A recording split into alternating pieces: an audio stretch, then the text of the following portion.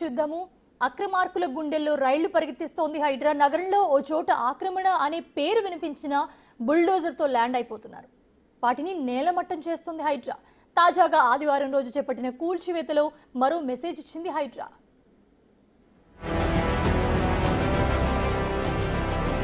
హైడ్రా ఇప్పుడు అన్స్టాపబుల్ అని మరోసారి ప్రూవ్ చేసింది. కూకట్పల్లికి దూసుకొచ్చిన బుల్డోజర్ ఆ పరిసర ప్రాంతాల్లోనే ఆక్రమణలపై దూసుకెళ్లింది. నల్ల చెరువు ఆక్రమణలపై విరుచుకుపడింది. 6 గంటల పాటు జరిగిన ఈ ఆపరేషన్లో 16 అక్రమ నిర్మాణాలు నేలమట్టమయ్యాయి. హైదరాబాద్ లో జనాభా ఎక్కువ ఉన్న ఏరియాలో కూకట్పల్లి ఒకటి. కానీ ఒకప్పుడు ఇక్కడ చెరువులు ఉండేవి. అవి కాలక్రమంలో కనుమరుగయ్యి కాంక్రీట్ జంగిల్లా మారిపోయింది. అందులో నల్ల చెరువు ఒకటి. 27 ఎకరాల్లో నల్ల చెరువు విస్తీర్ణం ఉండగా FTL బఫర్ జోన్ పరిధిలోని 7 ఎకరాల్లో ఆక్రమణలు పుట్టుకొచ్చాయి. చెరువు బఫర్ జోన్ లోని 4 ఎకరాల్లో 50కి పైగా పక్కా భవనాలు, అపార్ట్మెంట్లు వెలిశాయి. FTL లోనే 3 ఎకరాల్లో 25 భవనాలు, 16 షెడ్ల నిర్మాణం జరిగింది. నివాసం ఉన్న భవనాలను మినహాయించి 16 షెడ్లను హైడ్రా కూల్చివేసింది. ఆదివారం ఉదయం 6 గంటలకే అక్కడికి చేరుకున్న హైడ్రా బృందాలు స్థానిక పోలీసుల బందోబస్తు మధ్య కూల్చివేతలను మొదలుపెట్టాయి.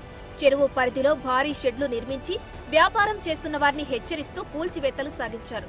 2 JCBల సహాయంతో అక్రమంగా నిర్మించిన మొత్తం 16 షెడ్లను మధ్యాహ్నం 12 గంటల కల్లా నేలమట్టం చేశారు.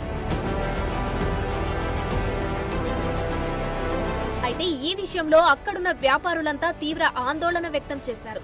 ప్రభుత్వానికి తాము వ్యతిరేకంగా పనిచేయడం లేదని, సవ్యంగా వ్యాపారం చేసుకుంటున్నామని, సమయం ఇస్తే తామే ఖాళీ చేసి వెళ్లిపోయే వాళ్లమని వాపోయారు.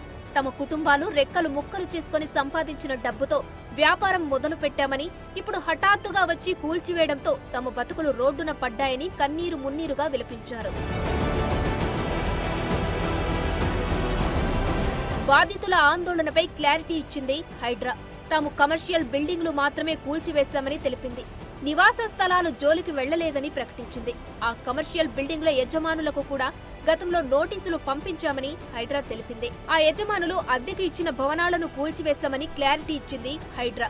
అంటే నల్ల చెరువులో అక్రమ నిర్మాణాలపై హైడ్రా ముందస్తుగా నెల రోజుల కిందటే యజమానులకు సమాచారం ఇచ్చినట్లు తెలుస్తోంది. కానీ వారు గోప్యంగా ఉంచడంతో లీజుదారులు తీవ్రంగా నష్టపోయారు.